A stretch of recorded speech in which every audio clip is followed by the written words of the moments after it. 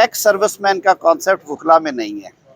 وکلا مانتے ہیں اپنی الیکٹڈ باڈیز کو جو کہ ہر سال ان کے ووٹ سے تازہ مینڈیٹ لے کے آتی ہیں۔ ان کو پی ٹی آئی اور باقی لوگوں کے ساتھ بیٹھنا پڑے گا، تو کیا آپ کو لگتا ہے کہ فروری تک الیکشن ہوں گے یا نہیں؟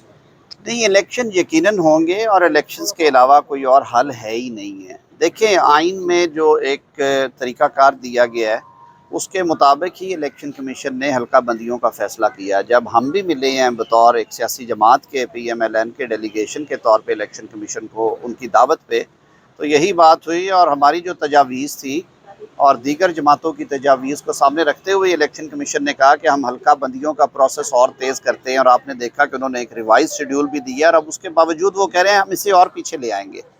تو مجھے انشاءاللہ العزیز یہ قوی امید ہے کہ اگر نومبر اینڈ تک حلقہ بندیاں ختم ہو جاتی ہیں تو 54 دن کا ٹائم ہے، جنوری کے مڈ یا اینڈ میں انشاءاللہ العزیز انتخابات ہوں گے، کیونکہ اس کے بعد سینٹ کے الیکشنز ہونے ہیں۔ اور یہ بس ایسے میرے خیال میں ہمیں افواہوں پہ کان نہیں دھرنے چاہیے۔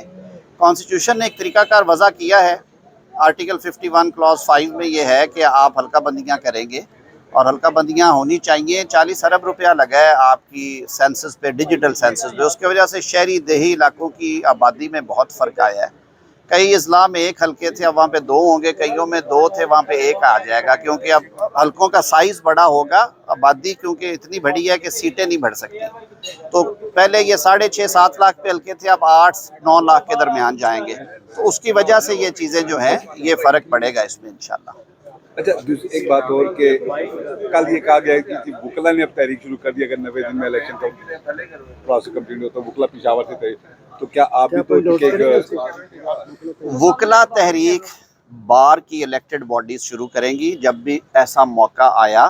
اس میں Pakistan bar council, supreme court bar ایسوسی ایشن، ہائی کورٹ بار ایسوسیشنز اور پاکستان بھر کی بار کونسلز ہے۔ آج بھی پاکستان بار کونسل کی میزبانی میں اسلام آباد میں اس وقت آل پاکستان الیکٹڈ ریپرزنٹیٹیو کانفرنس جو ہے وہ ہو رہی ہے، جس میں سارے صوبوں کی بار کونسلز کے جو ہمارے سربراہان ہیں وہ شریک ہیں، اور ہائی کورٹ بارز کے پریزیڈنٹس ہیں ان کے ساتھ۔ ایکس سروس مین کا کانسیپٹ وکلا میں نہیں ہے۔ وکلا مانتے ہیں اپنی الیکٹڈ باڈیز کو جو کہ ہر سال ان کے ووٹ سے تازہ مینڈیٹ لے کے آتی ہیں۔ وہ باڈیز جب بھی انتخابات کا کسی تحریک کا آغاز کریں گی، کوئی کال دیں گی، سوچ بچار کے بعد دیں گی، وکلا ان کے ساتھ کھڑے ہوں گے۔ وکلا جو ہیں وہ ان الیکٹڈ لوگ، اور خاص طور پہ وہ لوگ جنہوں نے پہلے سہانے خواب دکھائے اور اس کے بعد نہ نوجوانوں کے لیے کچھ کیا، نہ وکلا کمیونٹی کے لیے کچھ کیا، میرا نہیں خیال کہ ان کی بات کوئی سنے گا۔ اچھا سر، یہ بتائیے گا کہ اس وقت گرفتاری پہ گرفتاری ہو رہی ہے، یہ کہا جا رہا ہے کہ آئین ملک کے اندر آئین نہیں ہے، کیا آپ سمجھتے ہیں کہ آئین کے مطابق ملک نہیں چل رہا؟ اگر آئین کے مطابق ملک نہ چل رہا ہوتا تو روز عدالتی فیصلے نہ آتے اور روز رہائیاں نہ ہوتی۔ میں تو سمجھتا ہوں کہ ہماری جو جوڈیشری ہے وہ بڑی انڈیپینڈنٹ ہے، وہ آئین اور قانون کے مطابق، حالانکہ اس امپریشن کو ڈسپیل کرنے کے لیے تکلیف دہ بات یہ ہے کہ کئی دفعہ وہ قانونی حدیں پار بھی کر رہے ہیں، وہ جوڈیشل آرڈرز بھی پاس ہو رہے ہیں جو کہ آئین اور قانون کے دائرے میں نہیں آتے، اور ہم انہیں کہتے ہیں کہ یہ ایکسیس آف جورسڈکشن ہے۔ لیکن اس طرح کے آرڈرز کے ہوتے ہوئے یہ کہنا کہ ملک میں آئین اور قانون کی عملداری نہیں ہے، یہ افسوسناک بات ہے۔ یہ میں کہتا ہوں یہ ایک ڈپریسڈ سٹیٹمنٹ ہے۔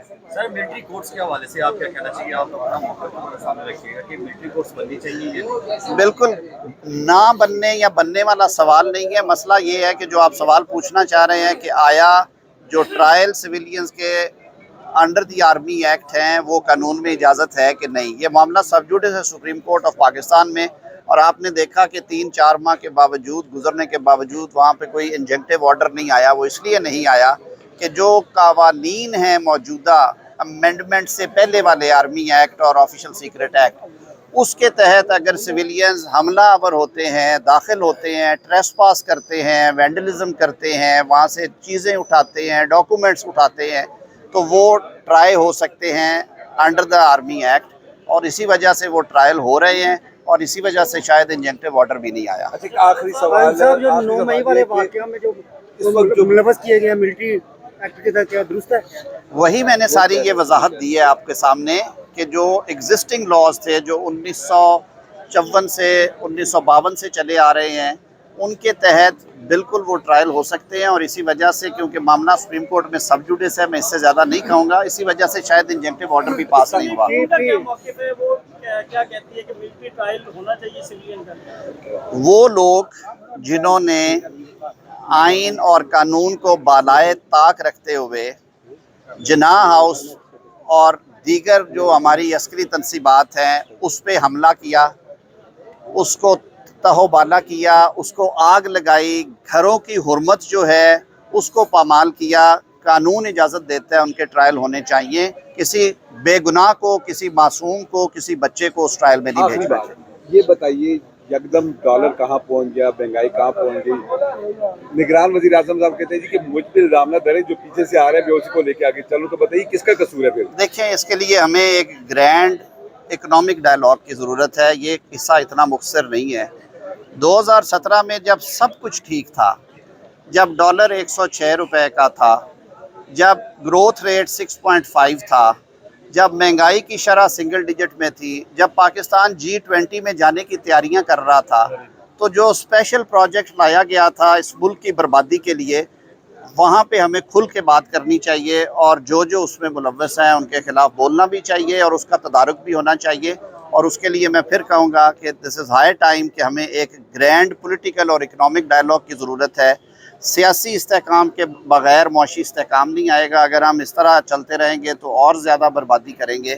ہمیں کچھ چیزوں پہ ریڈ لائنز لگانی ہیں، اور اکانومی ان میں نمبر 1 ہے کہ حکومت آئے یا جائے، رہے نہ رہے، اکنامک پالیسیز میں تسلسل ہونا چاہیے۔ ہماری جو انٹرنیشنل کمٹمنٹس ہیں ہمیں ان کا بھی دھیان رکھنا ہے، اور ہمیں وہ کورٹ آرڈرز کے ذریعے لیا گیا، اور اس کے بعد وہ لوگ جو کہ مینڈیٹ نہیں تھے لے سکے انہیں بھی مسند پہ بٹھانے کے لیے جہازوں میں بھر بھر کے لوگ لائے گئے، ساری دنیا نے دیکھا تھا۔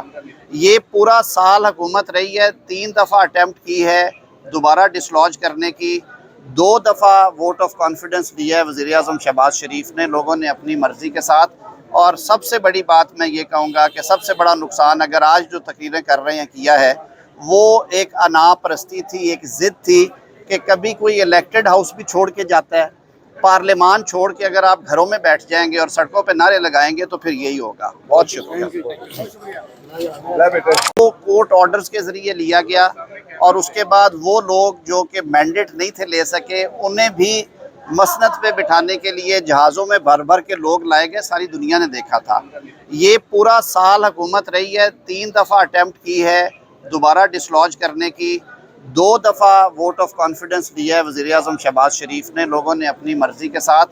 اور سب سے بڑی بات میں یہ کہوں گا کہ سب سے بڑا نقصان اگر آج جو تقریریں کر رہے ہیں کیا ہے، وہ ایک انا پرستی تھی، ایک ضد تھی کہ کبھی کوئی الیکٹڈ ہاؤس بھی چھوڑ کے جاتا ہے، پارلیمان چھوڑ کے اگر آپ گھروں میں بیٹھ جائیں گے اور سڑکوں پہ نعرے لگائیں گے تو پھر یہی ہوگا۔ بہت شکریہ۔